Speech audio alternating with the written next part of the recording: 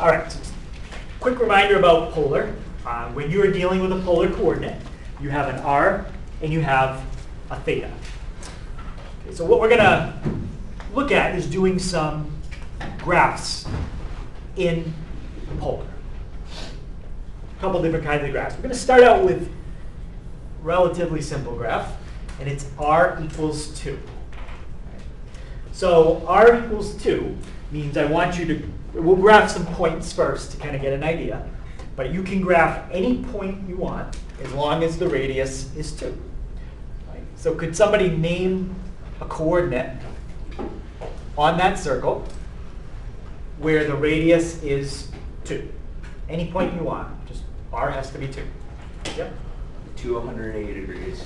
2, comma, 180. Yes, that is one point on this graph.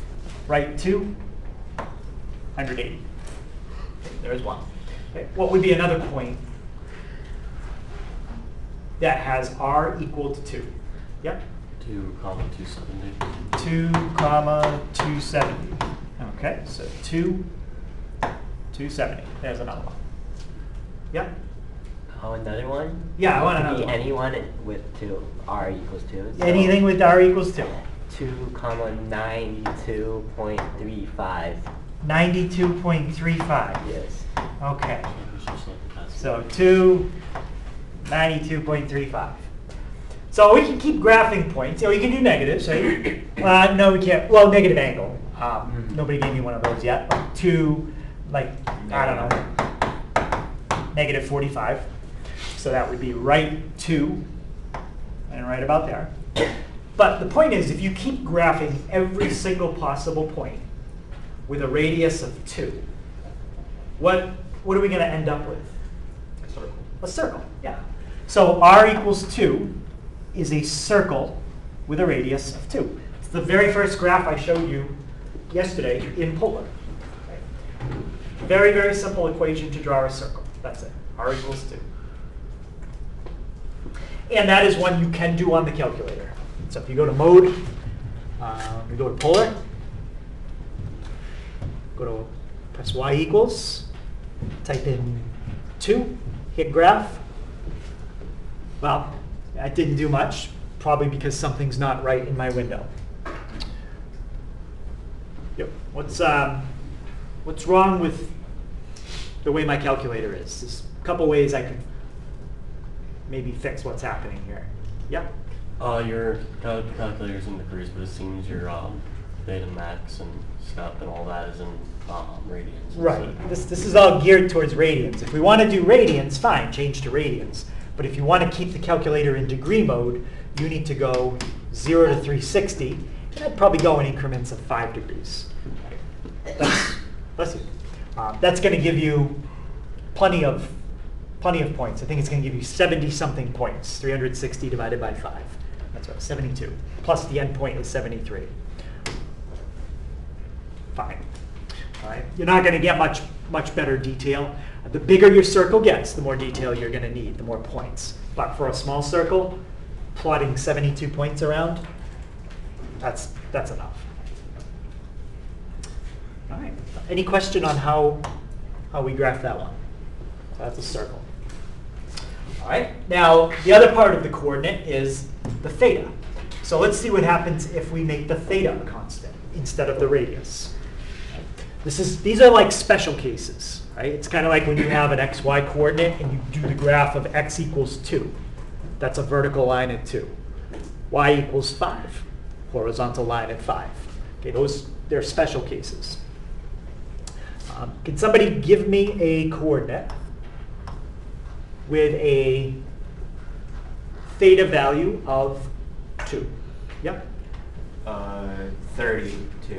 Let's stay on our circle if we can. 2 degrees. All right, so we got 4, and what's that again? Oh, 2 radians. That's 2 radians. If you're not sure what that is, you kind of have to have an idea for graphing it.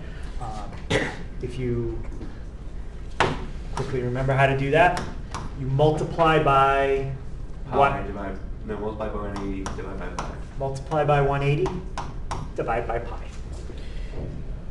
I think it's about 114 or so. 2 times 180. Oh, don't type it in there. 2 times 180 divided by pi. 114.59. It's a little bit past 90. So we're going to go 4 and a little past 90. Okay, what's another point that would have a theta value of 2? Yeah? 0, 2. So 0, 2. That means we're staying right at the origin and we are rotating in place. So this particular graph does go through the origin. Yep. So 0, 2. How about another point? Yep. 3, 2. Okay, so we got 3, 2. So that's going to be 3, 2. Probably about right there. How about another point? Yep. 1, 2. Okay, so we got that part pretty good. How about something a little different? Yep. -2, 2. Yeah, we got to do some negatives. Okay, -2, and then rotate 114 degrees. So if you go -2, and then rotate 90, plus a little bit more, you're going to end up right there. So if we keep graphing every possible point, what are we going to get? A line. We're going to get a line. Yeah. This kind of line is pretty straightforward to draw. A line through the origin is simple. Just theta equals 2. But what if we wanted a line with a specific slope and y-intercept? Well, this formula doesn't really let you set that. First of all, it doesn't let you do a y-intercept. Theta equals a number is always going through the origin.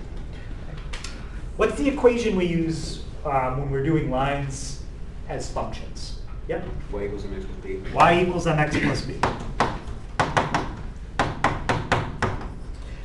Now, let's think about how we can get rid of the x and the y and turn them into an r and a theta. What was the formula we had yesterday for, or maybe it was a couple days ago. Maybe it was yesterday. The formula for x. Yep. R cosine theta. So that's how you change x. And what was the formula for y? Yep. R sine theta. Let's substitute that into y equals mx plus b, and we can get the equation of a line in polar. So you have r sine theta equals m, and then x is r cosine theta. So r sine theta equals Mr. cosine theta. Now, to graph that on the calculator, what letter has to be by itself?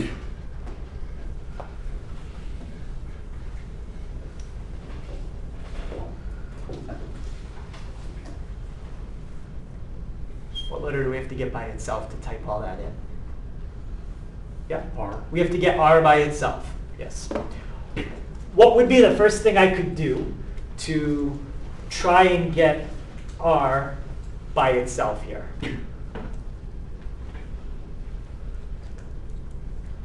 Yep. I was gonna say division, but that just eliminates the r. Yeah, we want to get everything on the same So side. subtraction. Yeah, we could subtract something. Let's subtract the Mr. cosine theta to the other side, right? Mr cosine theta.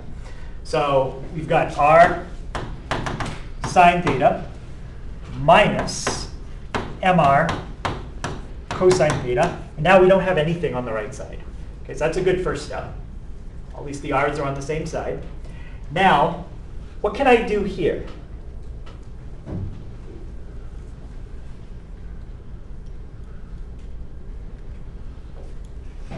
On the left side.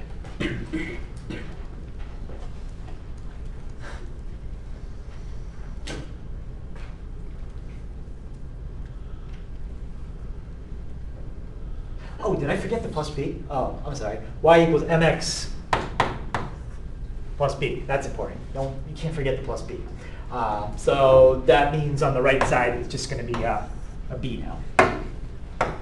Sorry about that. All right. But we're still okay. What can I do on the left side? Is that what you were gonna say? Yeah, I figured something was wrong when I looked at that. I was like, I don't think that's supposed to be 0. Let's see what we can do on the left.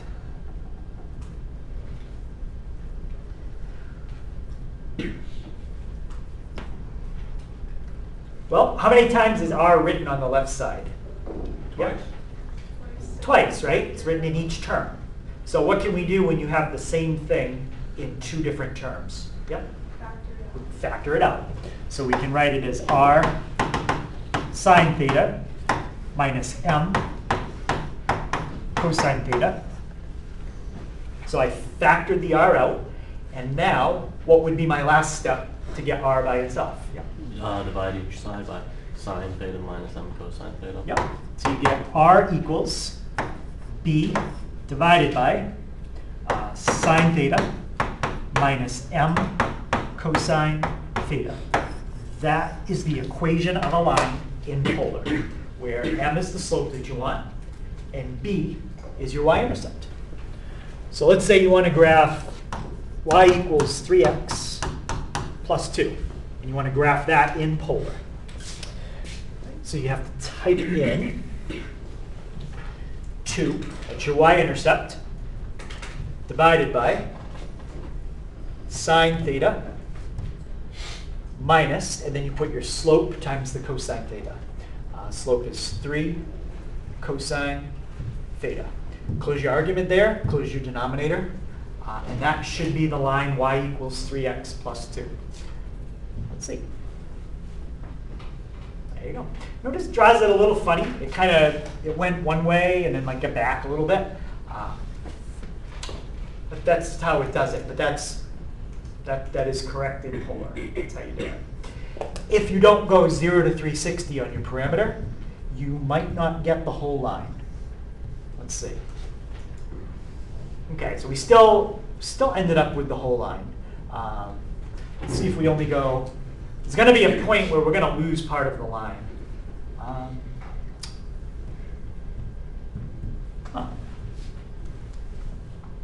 Okay, well, now I've done it. I lost the whole thing. So you got to make the parameter go high enough to be able to get the entire picture. Okay, so somewhere between 10 and wherever I was before.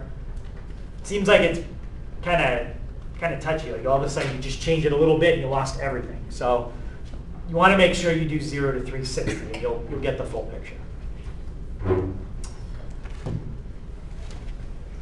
All right, so any questions on that? So that's a line in polar, a lot more complicated than a line in function notation. Okay, so next we're going to look at a special shape, a few special shapes that can come up when you're graphing in polar. And it's going to be helpful to kind of break this shape down. Because it's not super complicated, but there is a little bit to it. So if you look at it in pieces, it's easier to draw. So I want to graph r equals 3 plus 3 sine theta. It's definitely not a circle, because a circle would just be r equals a number. It's going to be a little different.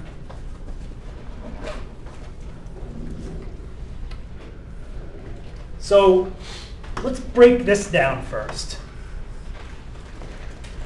When you take the sine of an angle and you get the answer, you're always going to get an answer between what two numbers?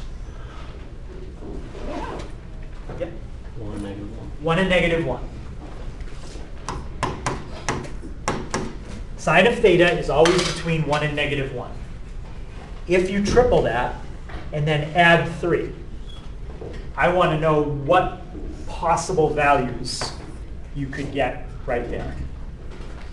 So think if you triple negative 1 to 1 and then add 3 to it, what kind of answers are you going to get for r? Yep. From 0 to 6. You're going to get answers from 0 to 6. Okay, so we're going to be drawing a picture. The radius is going to change. It's not going to stay the same, but it's never going to get smaller than 0, and it's never going to be bigger than 6. All right, so that's what sine looks like.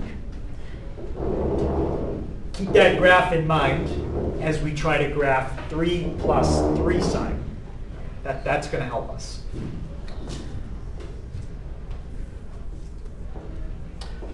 The way that I'm going to break this down is I'm going to think about what's happening in each quadrant. Okay? So the first quadrant is what's happening on that red part. The second quadrant is what's happening to the sine function on the blue part. The third quadrant is what's happening on the green part. And the fourth quadrant is what happens on the purple part. Okay, so let's start with the red part. What's happening to the sine function as you go from 0 to pi over 2?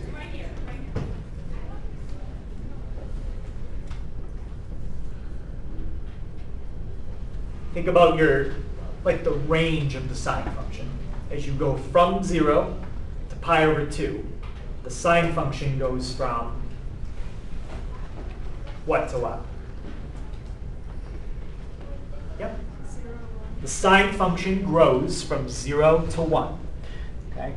Knowing what's happening to the sine function is going to help us figure out what happens when you triple the sine function and then add 3 to it. Okay?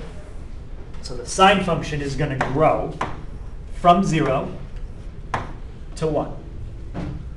That's this part right there. If that's what's happening to the sine function, now I can figure out what is happening to the radius in that section. Okay. This is going from 0 to 1. If you triple that and add 3, what is the radius doing? It's going from what to what? Yep. 3 to 6. No, Zero. not 3 to 6. The radius is going from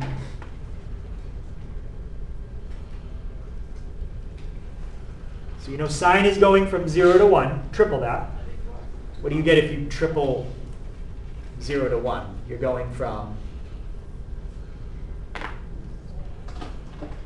0 to 3. 0 to 3, and then add 3 to that.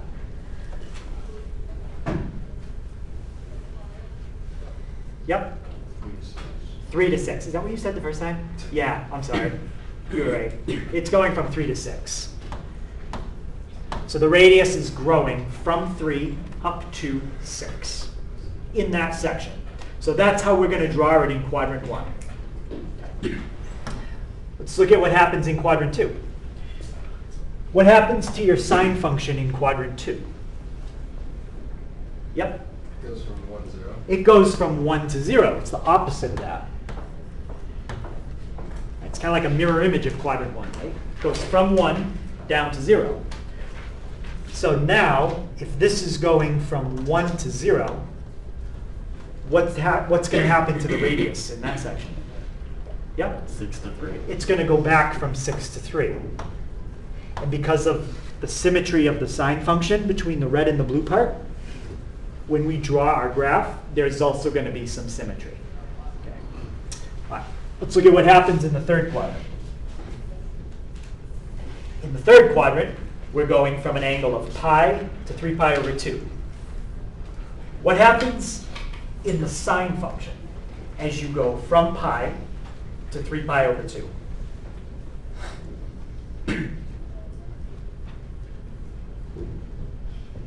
Your sine function goes from what value to what value on its range? Yeah?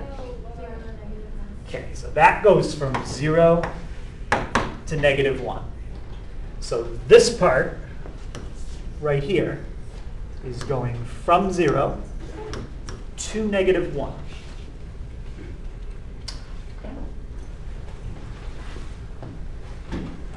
What do we get if this is going from 0 to -1? If you triple that and add 3, you're going to be going from what to what? Yep. 3 to 0. Yes. What does that mean if your radius is going all the way down to 0? Where are you? Yeah, The origin. you're at the origin now. Okay, so you're coming in towards the origin. Your radius is shrinking down to 0. And now the last section is from 3 pi over 2 to 2 pi. What does the sine function do from 3 pi over 2 to 2 pi? Yep. It goes from -1 to 0. It goes from -1 back to 0. Now if you triple that and add 3, that's what's happening to the radius. So what do you get if you triple and add 3 to each of those numbers? Yep. You go back from 0 to 3. And there's going to be some symmetry between those two sections as well, because the green and the purple are symmetrical if you reflect them. All right, so now let's see if we can get a picture of what's happening.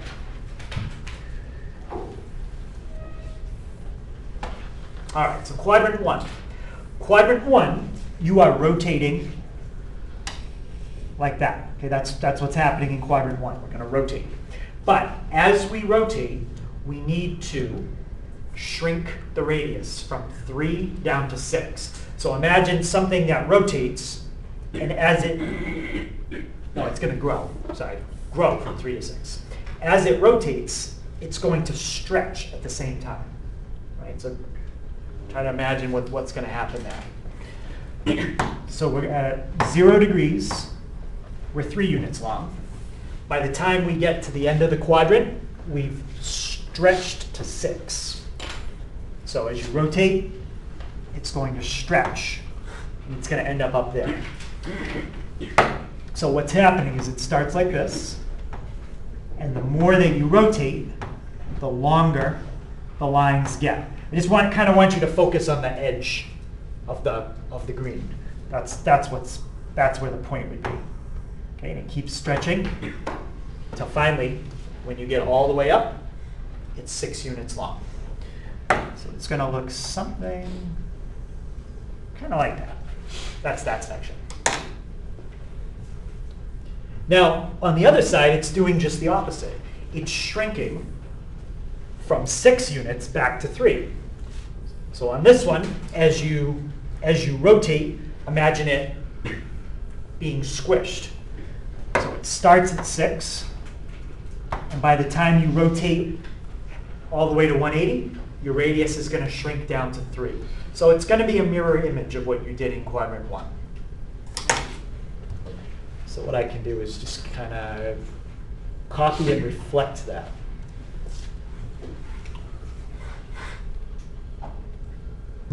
Okay, so there's the left side. It's not perfect, but it's as good as I can do. Put that a little bit better. Close enough. All right, now we got to get quadrant 3. In quadrant 3, my radius is going from 3 to 0. That means as I rotate towards 270, the radius shrinks to nothing. So that's kind of like it's going to start that long, and as you keep rotating, it gets shorter and shorter and shorter until finally you're right in at the origin. So you're going to get something that kind of looks like that. And then in quadrant 4, it's going to be a mirror image of that. Okay, it's going to rotate all the way around, and as you rotate, it's going to grow back to 3 units. So it's going to look something kind of, we need to actually draw, kind of like that. And if you keep going, the pattern will just trace over itself.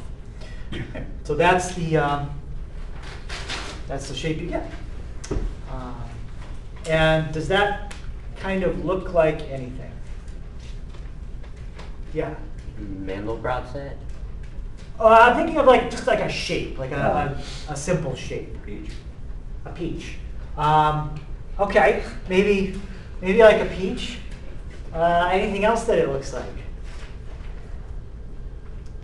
I mean, it looks exactly like this if you look closely. And another thought? Yeah?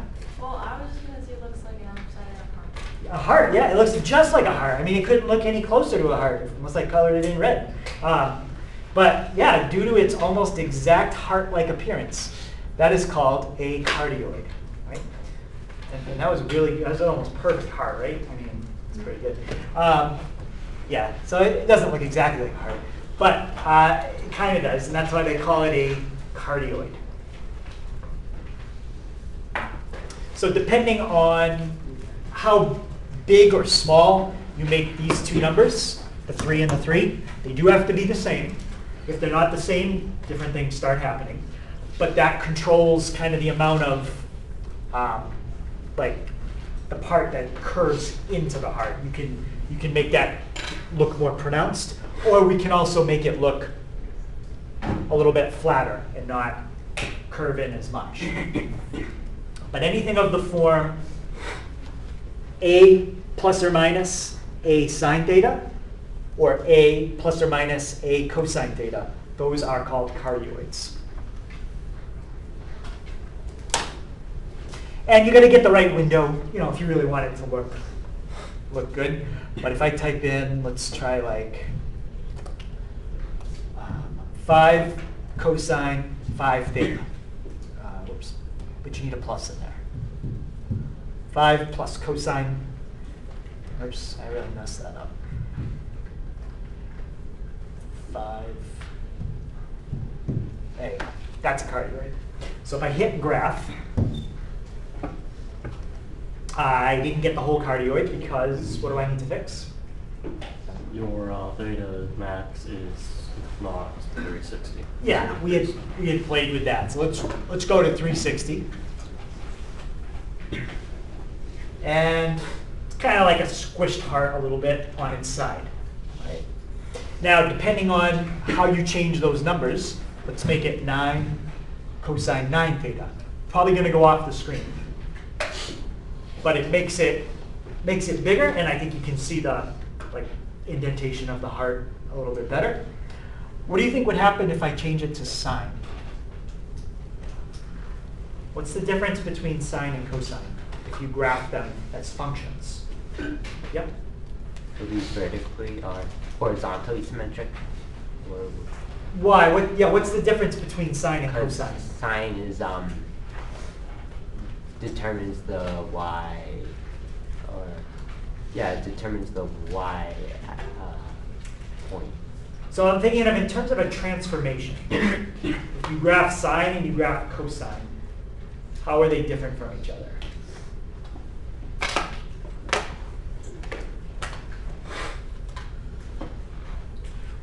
Yep. It's sine is cosine but shifted Shifted in how? by like 90. A phase shift, yeah. Sine and cosine are phase shifts of each other by 90 degrees when you draw them as functions. What that translates to in polar is a 90-degree rotation. So if I change that to a sine, the heart is now rotated 90 degrees. Right. Now, if you make the two numbers different, that's not a cardioid anymore. 5 plus 9 sine theta. What starts to happen is, in that case, it kind of loops. So you almost get almost looks like a Greek letter omega, like a W kind of thing. And if you make the other number bigger, I think that starts to flatten the heart out. So it doesn't dip in as much. Yeah. Well, good part. Yeah, so it looks, and again, it's going off the screen, but I can, You zoom zero, I think it just fits it to the exact size. so that's not a cardioid, but it's a, I don't know, kind of like squished, something like a circle that got squished. It's like dough. Yeah. Like when The they're flour wrapping it, bomb. the gravity, you slap it on the bottom. Yeah. So those are what we call cardioids. Now theta only has to go from 0 to 2 pi to get a complete graph. If you put a cardioid back up, if you go beyond 2 pi, what's going to happen is it's going to trace over itself. Or in this case, if I go beyond 360. If I go to 720, probably won't even see it do it. No, it's still doing it because I can see the yellow going in the upper right. But it traced over itself in exactly the same spot. If you do something like, I don't know, I'm just trying to think, like 5.2. Now you've thrown the t-step off a little bit. So when it goes around the second time, it might not trace in exactly the same spot. I don't know if you could tell, it didn't, and it got a little bit bolder. That's because each point is a little bit off from the first time when you plotted it. Okay, so if you ever see something getting bolder, it's because you're going around more than once, and you don't need to.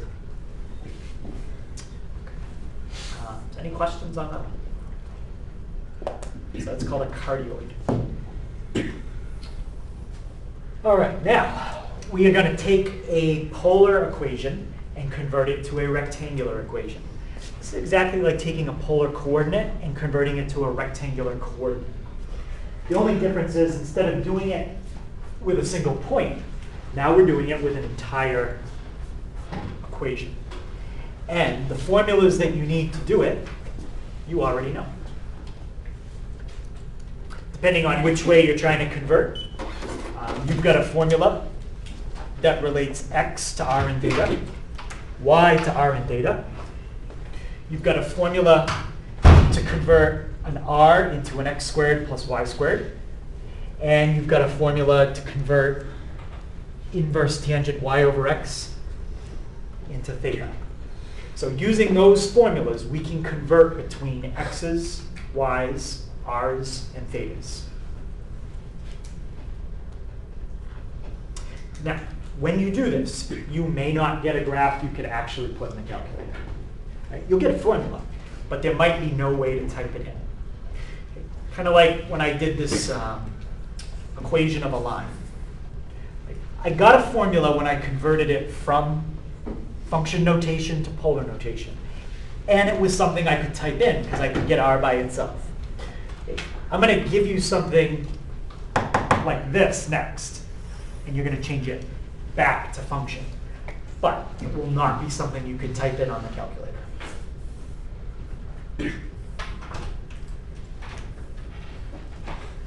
Okay. So that is a cardioid.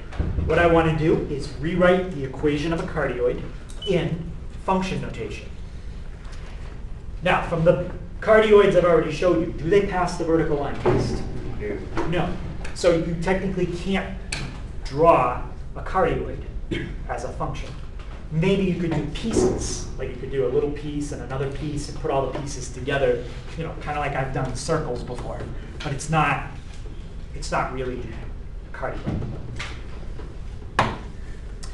Okay, so to make that into a cardioid, we need to get rid of the r's and thetas.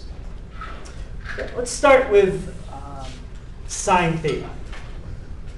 Do I have a formula that I could use from up above that would allow me to substitute in something for sine theta? Yep. Y equals r sine theta. Okay, and so what would sine theta equal? Sine theta equals y over r. Right, so we still have an r, we don't want that either, but at least we're going to get rid of the trig. That's what I generally try to do first. If there's any trig in your formula, substitute that out. So sine theta is y divided by r. So now you have r equals 3 plus 3 y divided by r. Okay, but by substituting in for sine theta, we made another problem. Now we have a fraction. So the next step is, if you have a fraction, try to get rid of it. What could we do to make it so there's no fraction there anymore? We have to do it to all three terms. Yeah? Multiply by r? Yeah, let's multiply everything by r. So if we do that, r times r gives me r squared. 3 times r is 3r. And what about 3y divided by r times r? Yep, 3y. Okay, so right now we're in the middle. We're not in polar anymore. We're not in function notation. We're stuck between the two. What do I have to get rid of now so that it's in function notation? One more letter that I don't want. Yep. The R on the right. Yep, r on the right, and And change it to. what else do we square want to root get rid of? The other R. Yeah, we're going to get rid of all the r's. Yep. Let's start with the one on the left. Is there anything I could substitute in for that r on the left so it's not an r anymore? Yep. X squared plus y squared. R x squared plus y squared. Okay. And is there anything I could plug in for that r on the right? So that's not an r anymore. Yep. Square root of x squared plus y squared. Yep. Square root of x squared plus y squared. And there you go. That's the equation of a cardioid in function notation. Again, it's not a function. You're not going to be able to get y by itself there and type it in, but that's what it would look like. So it's a lot more complicated looking if you try to write a cardioid with x and y's. It's much, much simpler if you just stick to polar, if that's the shape you need to draw. All right. Any questions on how we did that? So that's converting from polar to rectangular. So now we did polar to rectangular. Let's do polar to parametric.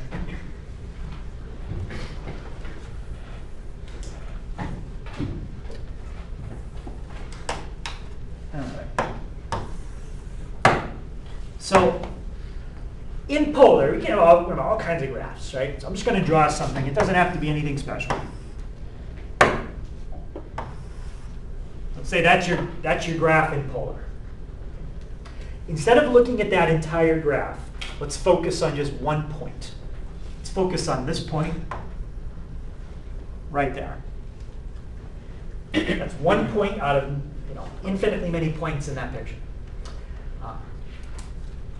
To describe the location of that point in polar, what would you need to know? Yeah? Radius and angle. You would need to know the distance that that point is from the pole, and you would need to know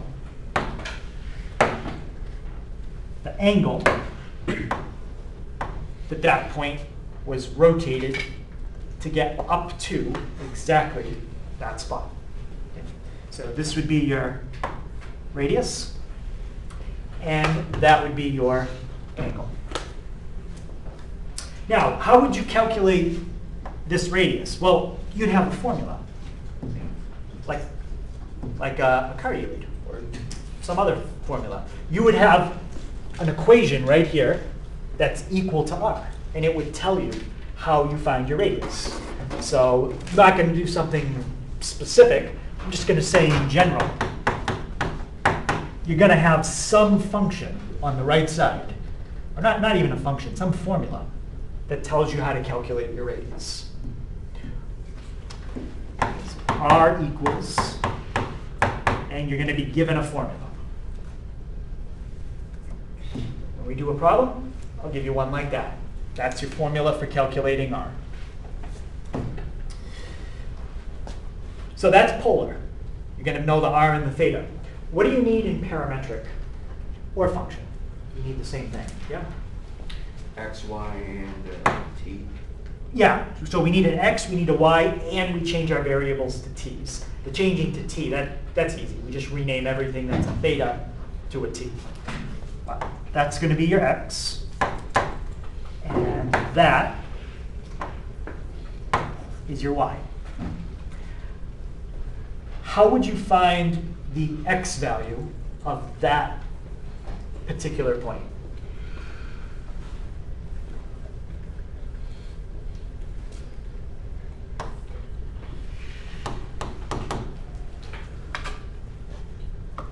Yep. So it makes a guaranteed 90-degree angle with the round, right? Yeah, it's a right triangle, yep.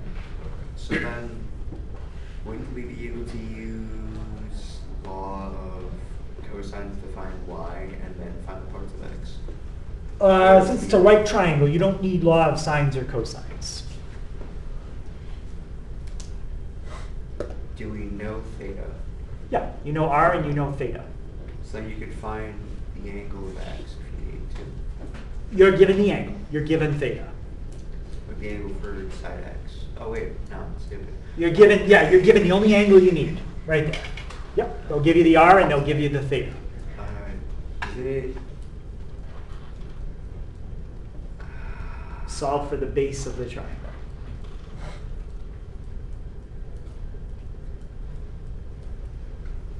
Joe? X is r theta plus theta, y is r theta sine theta. X is r. Theta. Well, theta's going to go in a trig function, so we need a trig function next. R cosine theta, right? R cosine theta. And what's y? R sine theta. R sine theta. Now, if you use r, that's okay for this point, because this point has a radius of r. But when I get to this point up here, does that point have the same radius? No. No. Every single point along that curve is a different triangle, right? They have a different x, a different y, and a different r.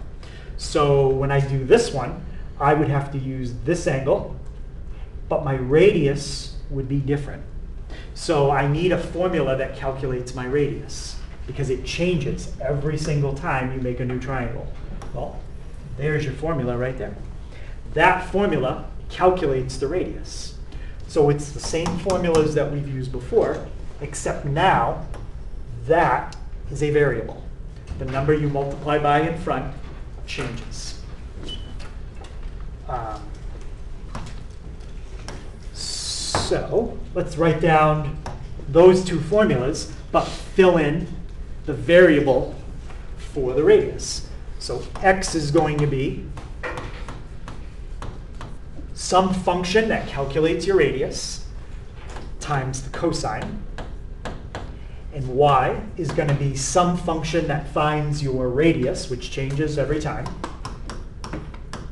times the sine. Oops. So that's how we're going to think of our two formulas. The only thing we have to do, which I kind of already started to do, is we're graphing parametrically. So what do we normally use for the variable when we do things parametrically?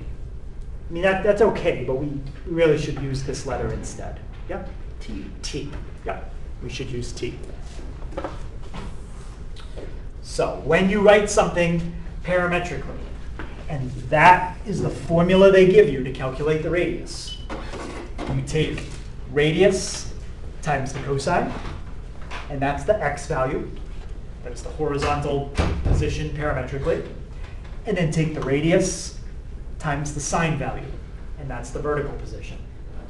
Okay, the difference now is you're not doing it for just a single radius.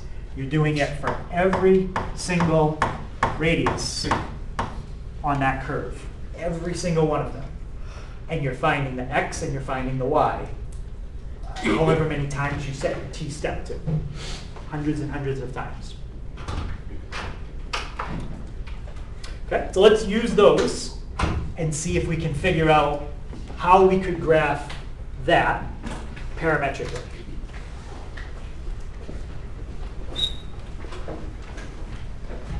Okay, so let's start with the x.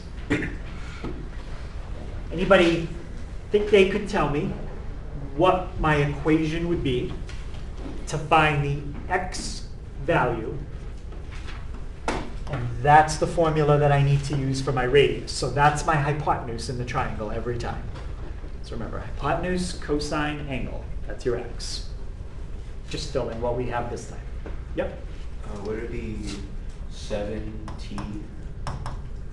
Or would, oh, it's just 7 sine 2t? 7 sine 2t, that's your hypotenuse. And then 7... We need more though for that. What you've given me now is that this is your and curve. then- You've told me that is your x. And then cosine theta. But you have to multiply that by the cosine. And now you've given me that. Yep. Now, I want that. So 7 sine 2t sine t. So take your hypotenuse, which is 7 sine 2t, and multiply by the sine, and that's the height of your triangle. Yep. So those are the base and the height of your triangle, and the radius is constantly changing. That's how you get a shape that can curve however you want. All right, so let's graph that. First, I'll do it in whatever mode I'm in right now. I'm in polar, so let's type in 7 sine 2 theta. Let's do zoom 6. And there you go. So that's the picture in polar. That's 7 sine 2 theta. Now, if I want to do the same thing in parametric, I can get exactly the same picture. Just type in 7 sine 2t cosine t. The cosine part gives me the horizontal. And then type in 7 sine 2t. And the sine gives me the vertical. All right, probably something I need to set that I didn't. Yeah. If you're in degrees, you got to go 0 to 360. And I would step. Let's go by 2s. Okay, I'm probably going by a smaller number than I did in polar. That's why it's taking a little bit longer. It could also be that the calculator is just more efficient at graphing in polar. I'd have to check what my t-step was. But I get exactly the same picture. Okay, so the one on the left was polar. The one on the right was parametric.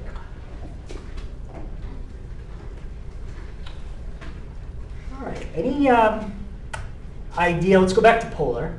What do you think would happen if I changed the 7 to a 4? Anyone have an idea what that number does? Yep. Be scaled down to times 4 instead of times 7. So it's going to make the picture, what's it going to do to the picture? Smaller. Yeah. The 4, or the 7, is the length of what we call the petal. So the distance from here to there. That's what that number controls, the size of the petal. What do you think this number inside the argument controls?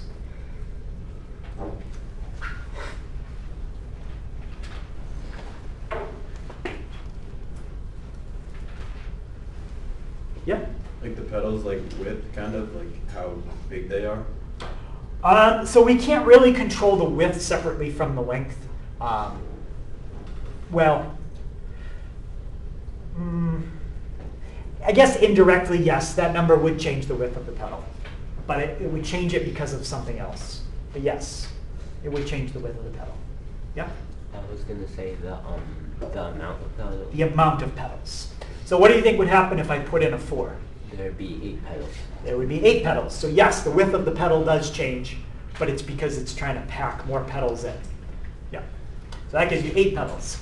What do you think would happen if I put in a 3? It would have 6. Nope. You get 3. So when you put in an odd number, you get exactly that number of petals. When you put in an even number, you get double. And the more petals you start to put, the more curvature there is in the graph. So it's going to start to look not as good if you don't bump up your t-step. Right. I mean, if that's what you're trying to get, that's fine. But all of those should be nicely curved. And they're starting to look, that's weird. It's starting to look kind of blocky. All right. So that particular one that we did was called a 4-petaled graph. They call that a 4-petaled rose. Each petal has a length that's equal to the absolute value of the number in the front.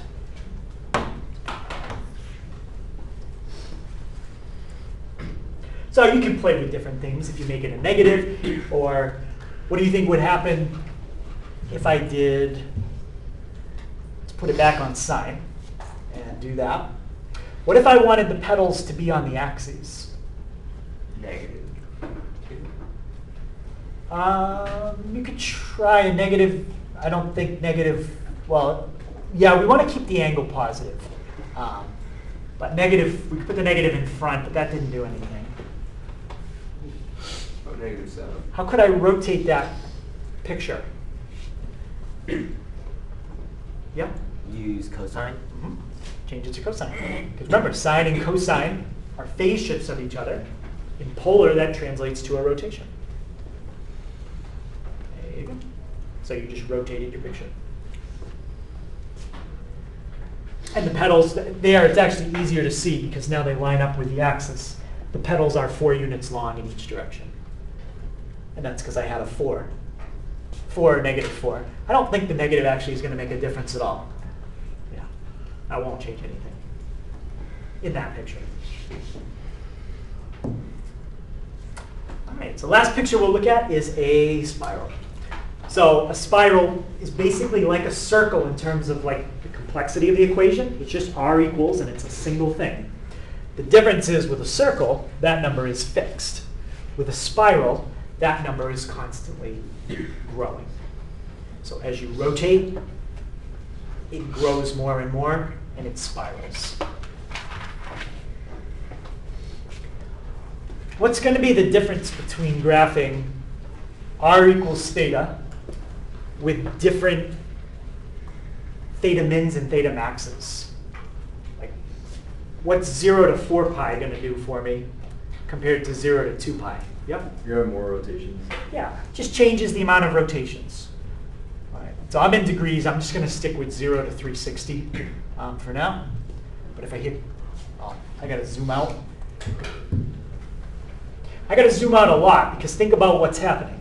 As I go from 0 to 360, by the time I get all the way around to this spot right here, how long is that radius of the spiral after one revolution? Yeah. It would be 2 pi. Well, in radians, but how about in degrees? In degrees, it would be 360. Yeah, I'd be all the way at 360.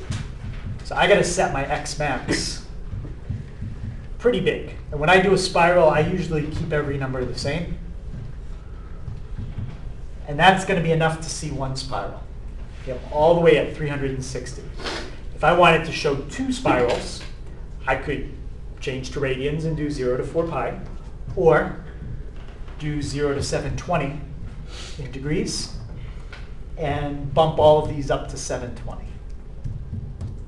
You don't need them all at 720. The one you really need there is the x max. The other ones could be a little smaller,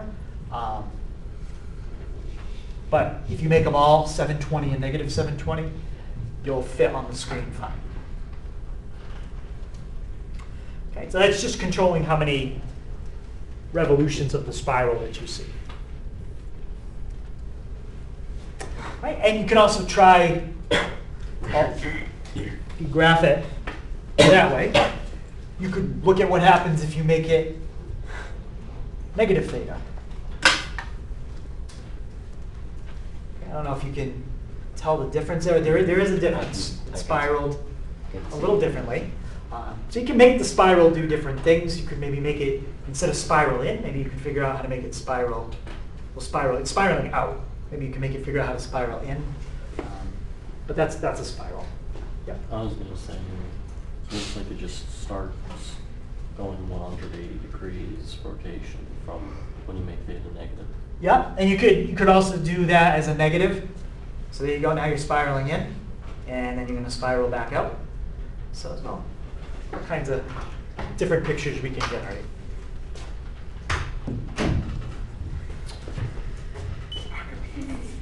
Yep, so that's the spiral of Archimedes. Beautiful.